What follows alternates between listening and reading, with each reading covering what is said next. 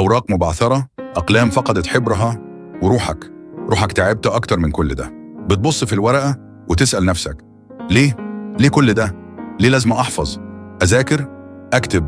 والعالم بره بيضحك، بيكسب، بيسافر، وانت هنا محبوس في غرفة قدام كام سؤال وكام صفحة. بس خليني أقول لك حاجة، اللي بتعيشه دلوقتي مش مجرد دراسة ولا ورق، دي معركة. أيوة، معركة حقيقية، وانت واقف دلوقتي على حدودها. في 3 درجات لأي عقل، لأي إنسان، واللي هقوله دلوقتي ممكن يغير حياتك للأبد.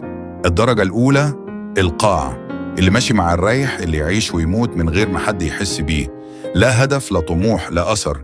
والمفاجأة 75% من البشر هناك، مش لأنهم أغبياء، لا، لأنهم اختاروا الراحة، الاستسلام. بس انت مش منهم، عارف ليه؟ لأنك بتسمعني دلوقتي.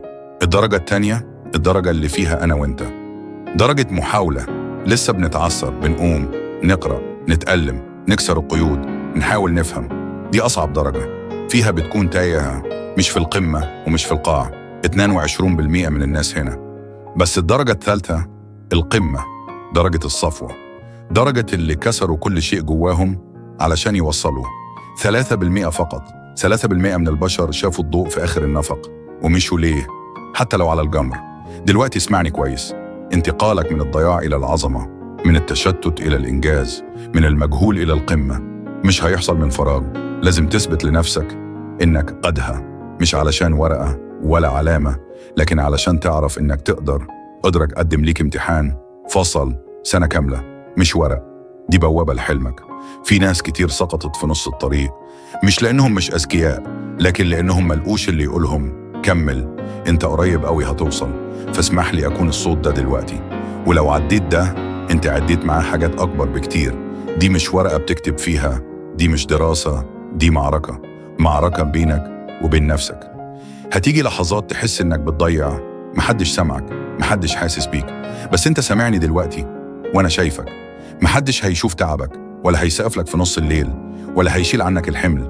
بس لو عديت، ربنا هيقدم ليك حلمك، مش لأنك كنت أذكى، لكن لأنك كنت أشد على نفسك، أشد على الألم، على التعب، على السهر.